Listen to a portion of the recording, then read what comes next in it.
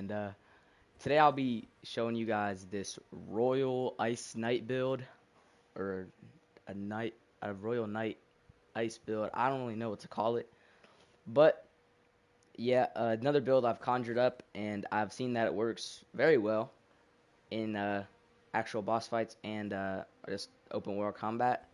So I thought I'd just share it with you guys to, uh, make it aware that this build is good. Alright, so anyway, we're gonna start with the weapon. With the Royal Greatsword.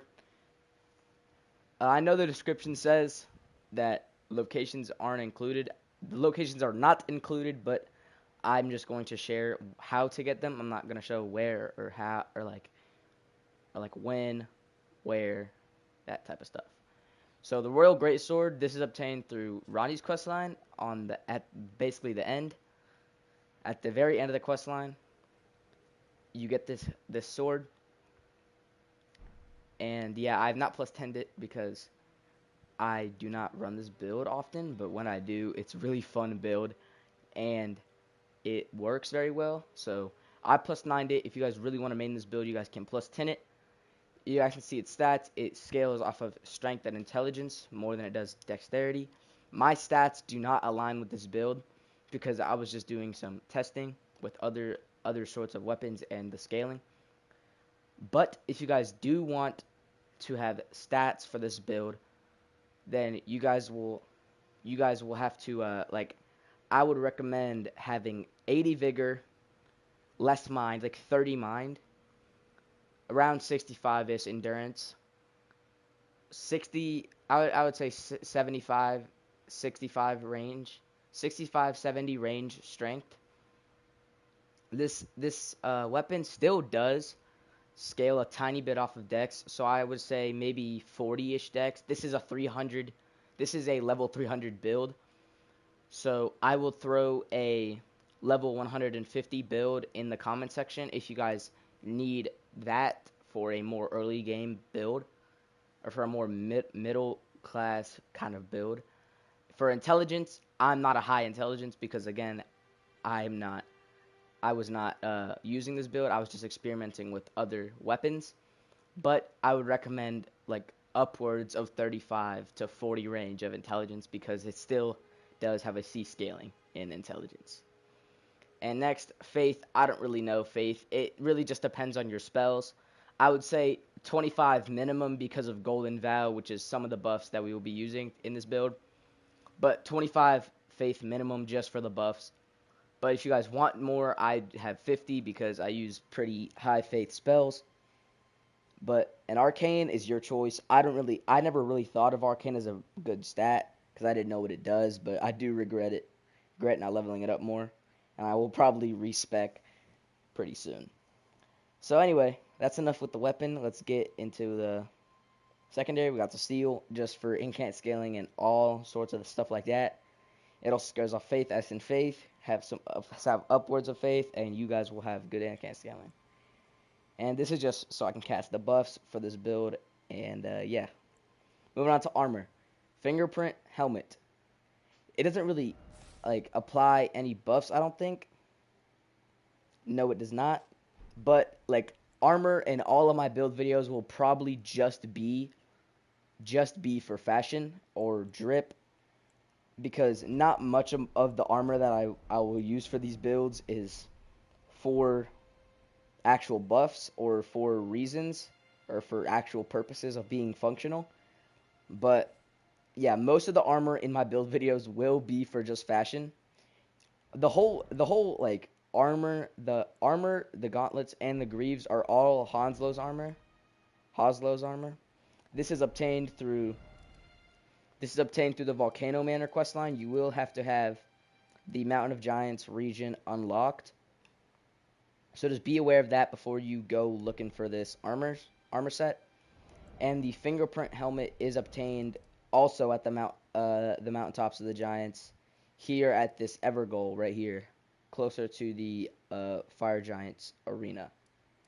You have to just defeat the Fingerprint Knight Vike in here, and you'll get his armor set and a spell, I'm pretty sure.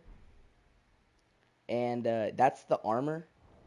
Yeah, but I'm not really sure about this armor, but I don't know why I didn't just go with the full set.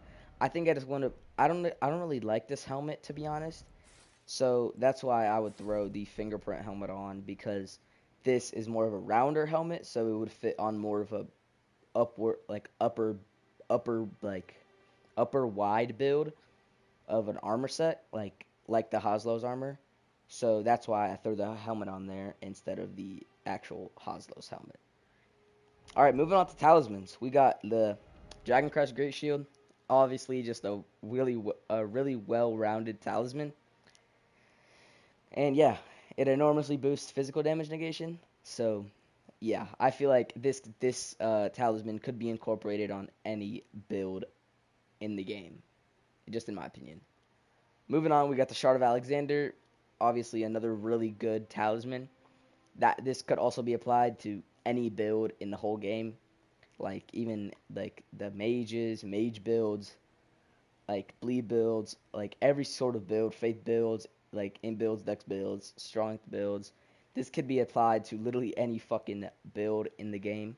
That's why it's on our talisman list for this build today. And yeah, let's move on to the Bulgot's talisman. Without this talisman, this poise would be pretty low, sticking at a 48. So that's why I did throw this Bulgot's talisman in today's list, because this could be switched out for the Magic Scorpion Charm. This could also be switched out for a buffing talisman like the Lord of Blood's Exaltation or the Red Feather's Branch Sword.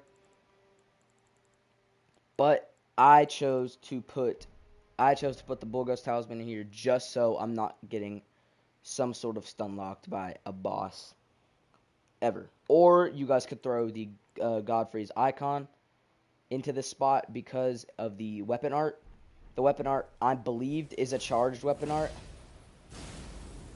I'm not sure though. Don't quote me on that, but if it is a charged weapon art and you guys do figure that out, the Godfrey's icon is always a good choice for that. No, but I did throw the Bogus Talisman in this spot just so stun locking is not a way to die using this build. Anyway, the next one is a pretty lenient spot, because the Axe Talisman that enhances charge attacks is pretty movable around. Like, you could switch this out for a lot of things. Like, you could keep the Bulgos Talisman and then throw the magic Scorpion Charm into this spot. You guys can also throw a buffing talisman in this spot, such as the Lord of Blood's Exaltation, the Red Feather's Branch Sword, etc. Or you guys could put the Old Lord's Talisman in there. I don't really use it. I just got it for the achievement. But if you guys do need your spells and buffs to last a little longer, because your boss fight is pretty fucking long, you want to throw that in there. Or, Radagon's Sword Seal is a pretty good fucking talisman all around. Or Erdtree's Favorite +2, Turtles. Like, this spot is very lenient.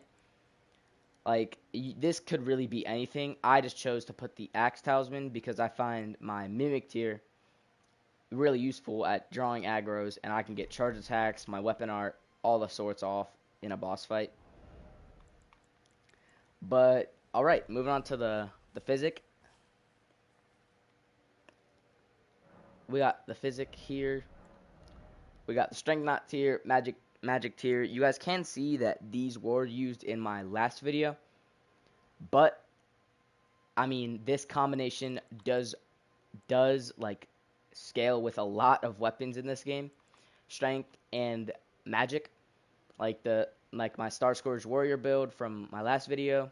This build scales with a lot of other really cool weapons. And yeah, but the strength tier could be moved around if you already have a lot of strength, like 70, sort of like 65, 70 strength. This tier could be moved around a bit. You also could replace this with the leaded heart tier and replace the talisman for this Physic. For this tier, it's all like a pretty, like, this thing is dependent on this thing kind of build. So, like, your talismans does affect, or your Wondrous Physic does depend on your talisman choices. So if you want to remove the Bulgos Talisman, you could put the leaded hard tier in its place and still have this Magic Shroud and Crack tier. This is kind of a required thing in the Physic because this sword does do mostly magic damage, as you guys can see. A 300, what's that? Like somewhere of like around 407 damage, I'd say. 407 damage of just magic. That's excluding the physical damage. And that's just purely boosted by the Magic Shroud and Crack tier. That could also be more enhanced by the magic Scorpion Charm. I forgot to get it because I just didn't think I would be using magic weapons. God, was I wrong, because I use mostly magic weapons. But yeah, this is gonna be the tier. The Strength Knot tier can be moved around. Stone Barb Crack tier is always a good choice. Leaded hard tier, good choice for this kind of build. Opaline Bubble tier, not that bad. I just don't use it anymore because I realized it's literally just one hit deducted. You guys could also do Opaline Hard tier, Intelligence tier if you have it, if you want to do that. You guys can really just mix around the Strength Knot tier in your guys' Physic for whatever you really want. You guys can also mix up these two talisman spots. But if you guys do switch out the Bulgos Talisman, I recommend you put the Leaded Hard tier in your Physic because of that just big poise boost that you guys will need for not potential stun locks. So yeah, that's the talismans: Physic, Summon, Armor, Seal, Weapon. Now, this build is a pretty weapon art based build because charge attacks do 459. So like we'll say 500 minimum heavy attack with no talisman. So enhance that with the axe talisman will give us about maybe, I don't really know, maybe upwards of 600, and that's pretty fucking good for just one charge attack. And plus the weapon art does proc freeze, or does proc ice. So if you want to pair this up with a staff, with ice crags, or other ice spells, that could work. This is just a really ice-based build. If there was an ice shrouding crack tier, then that would be in this Physic, or any ice boosting talismans, or just the magic Scorpion Charm. I wish I had the magic Scorpion Charm. It is a really good talisman for magic swords, and a lot of these swords do magic damage. This from the DLC, it does magic damage. The Star Scourge Great Swords, I included these in my last video, magic damage. A lot of these swords do magic damage. The Rune's Great Sword does magic damage. The Dark Moon Great Sword, magic damage. And all these have their own shrouding tier, like Blasphemous Blade has a shrouding tier. Godslayer's Great Sword has a shrouding tier. Like most of the things here, a lot of the things, like almost like 70% I'd say of the weapons in the game do have some sort of magic damage, which is why this Magic Shroud and Crack tier will be included on most of my Wondrous Physics, on most of my build videos. But yeah, that's the Royal Ice Knight. That's the great Royal Ice Knight build. And yeah, if you guys have any questions, comments, concerns, suggestions about this build or my other one, throw them in the comment section of those videos. And yeah, I'll catch you guys in the next